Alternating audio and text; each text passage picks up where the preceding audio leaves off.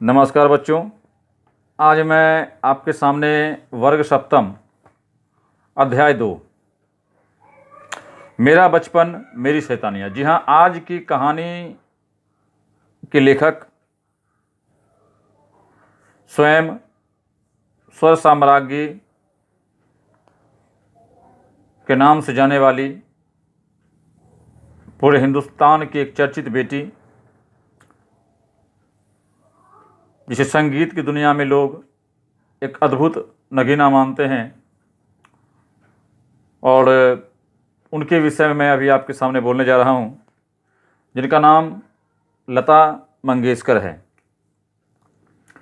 लता जी बहुत ही मध्यम वर्गीय परिवार से संबंध रखती थी।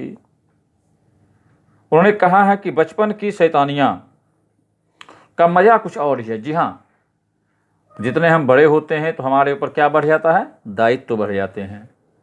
दायित्व के साथ साथ कई कार्य की शैलियाँ भी बढ़ जाती है। हमें कई प्रकार के कार्यों को करना पड़ता है। और मेरा सबसे पहले आप लोगों से बोलने का ये कारण है कि जो मैं कहना चाहता हूँ, कभी शाबाशी, कभी डांट, कभी रोना, कभी रुलाना, सच सब कुछ बहुत ही आनंद देता है। देखिए, बचपन में कभी आपको रोना है, कभी हंसना है, कभी गाते हैं, कभी हंसते हैं, कभी बोलते हैं, कभी नाचते हैं। ये बचपन की वह गतिविधि है जिसे हम लोग देखते हैं और करते हैं। सच्चाई यह है कि बचपन में स्वर्ग चारों ओर बिखरा रहता है। बच्चे छोटी छोटी खुशियों में, छोटी छोटी चीज़ों से बहुत खुशी को अपना इकट्ठा कर लेते हैं। आप भी जब शैतानियाँ करते होंगे तो उन्हें याद कीजिए। बच्चों, अभी आप तो बच्चे ही हैं और आप शैतानी तो करोगे ही। शैतानी तो आपका परम धर्म है। जब आप शैतानी करते हो तो आपको याद होता होगा कि हमने अपने जीवन में क्या क्या किया है। और या आप बच्चे थे या हम बच्चे थे, तो बचपन तो सबका एक समान ही होता है। किसी का कम बदमाशी भरा, किसी का अधिक बदमाशी भरा होता है। और बचपन की शैतानियाँ आपके जहन पे एक याद ला देती है। तो मैं कहना चाहता था लता मंगेशकर जी के विषय में। लता मंगेशकर जी, जिनका जन्म 28 सितंबर 1929 1929, जी हाँ, लता मंगेशकर जी का जन्म 1929 ईस्वी को इंदौर के सिख मोहल्ले में हुआ था। मुझे बाद में पता चला कि मेरे जन्म के समय मेरे पिता दीनानाथ मंगेशकर, लता मंगेशकर के पिताजी का नाम क्या था? दीनानाथ मंगेशकर। दीनानाथ मंगेशकर जो उनके पिताजी का नाम था। दीनानाथ मंगेशकर जी अपने कार्यक्रम में लगभग लता जी को साथ ही ले जाया करते थे। यह एक आम परंपरा थी कि पहले बच्चे का जन्म ननिहाल में होना चाहिए था, लिहाजा मेरी माँ मेरी दादी के साथ नानी जी के घर इंदौर चली आई।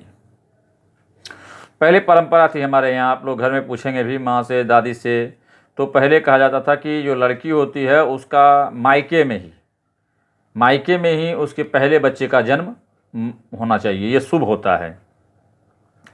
तो समय बदला, परंपरा बदली, युग बदला और लोगों के विचार भी बदल रहे हैं, परंतु पहले ये परंपरा चलती थी। इसी कारण से इनकी दादी जो है नानी के घर इनकी माँ के साथ चली आई थी।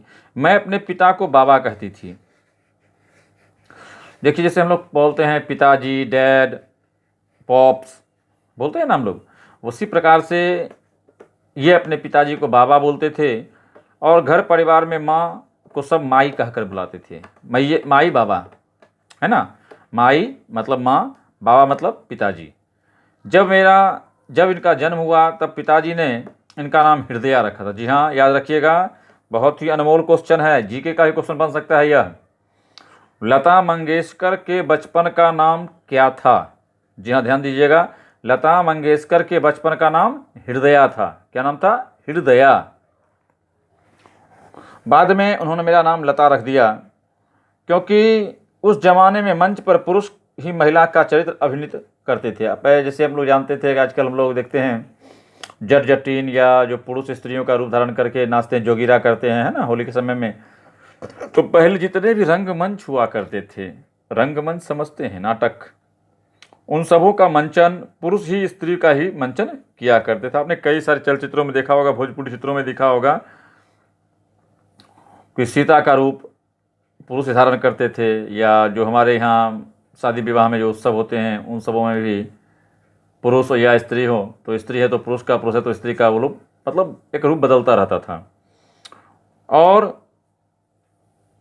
भावबंधन नामक नाटक में बाबा ने लतिका नाम के चरित्र को अभिनीत किया था। अब एक नाटक था जिसमें इनके बाबा का नाम था लतिका। लतिका का नाम, और उस नाम से, अब मैं बता दूं, जैसे अभी हाल फिलहाल में बेगूसराय ही नहीं पूरे भारत में लॉकडाउन को ध्यान देते हुए जब गवर्नमेंट ने रामायण सर से की चर्चा की थी, तो मैंने पहले कहा था कि राम के जो आर्टिस्ट हैं अरुण गोविल जी, अरुण गोविल जी एक बहुत ही फैशन डिजाइनर टाइप के इंसान थे। पहले बहुत फैशन में रहते थे, लेकिन जैसे उन्होंने राम का जब रूप धारण किया रामायण में, तो जानते हैं बच्चों कि कुछ जीवन में ऐसे चरित्र होते हैं जो आपको जीवन पर्यंत किसी गलत चीज की ओर भागने नहीं देता है, और इसका जीवन में सबसे बड़ा असर नाम का भी होता है। लतिका से प्रभावित होकर हृदयानंद कौन थे? लता के पिताजी, दीनानाथ मंगेशकर। तो इन्होंने हृदया के पिताजी दीनानाथ जी, जो कि लतिका से काफ़ी प्रभावित थे, इसलिए उन्होंने बेटी का नाम हृदया से लता रख दिया था। मेरे बाबा किर्लोस्कर नाटक मंडली में काम करते थे। इनके पिताजी किस मंडली में काम करते थे? किर्लोस्कर नाटक मंडली में इनके पिताजी काम किया करते थे।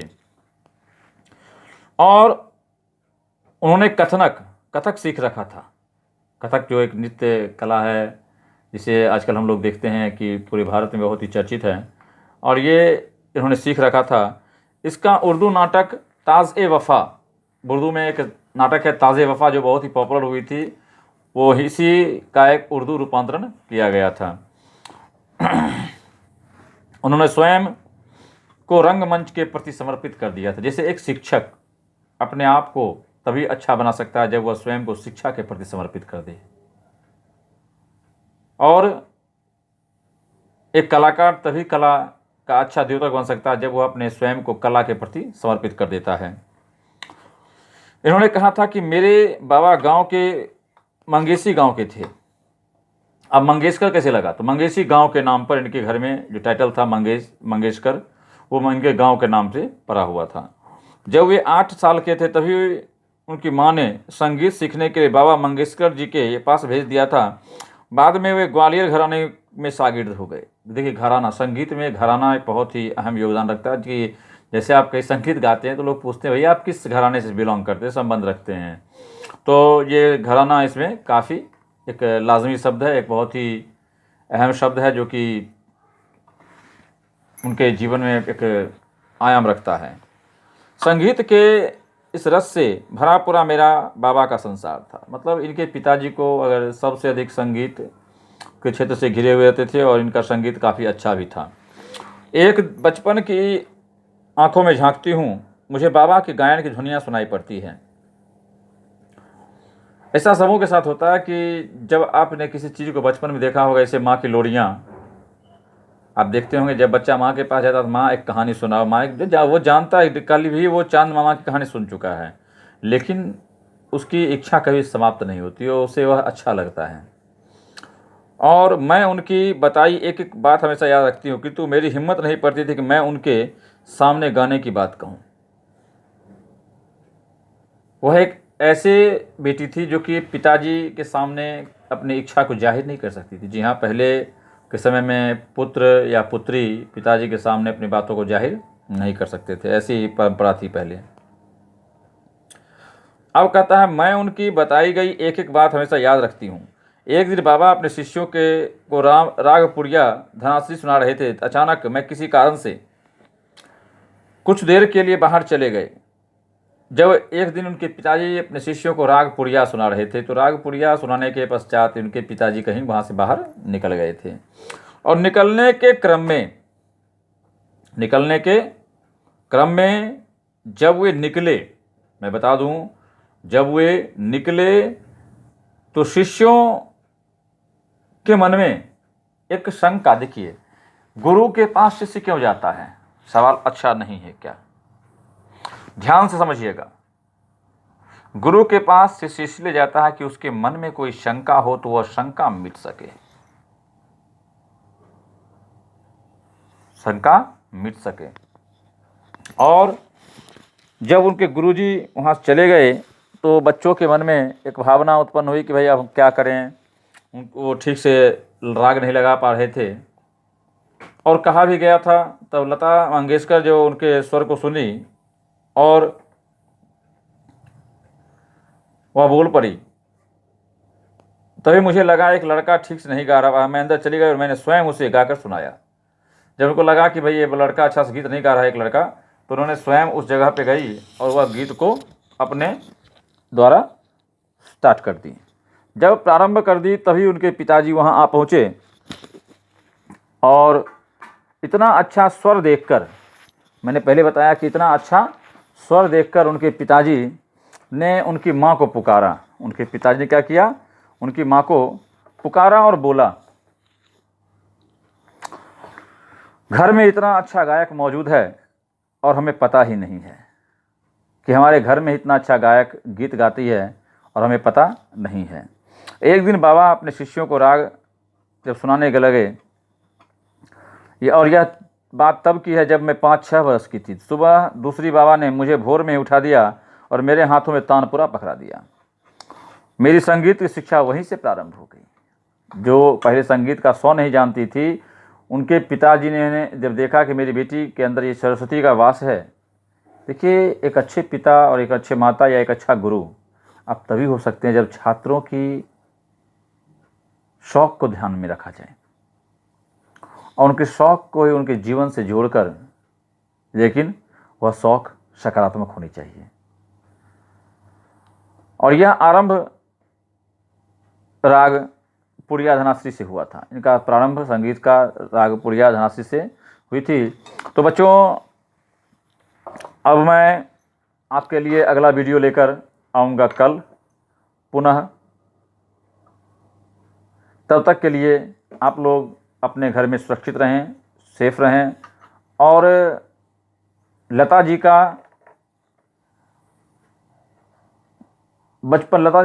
के बचपन से कुछ आइडलिंग लें और अपने जीवन में उसे उतारने का प्रयास करें। Have a nice day. Thank you. Bye.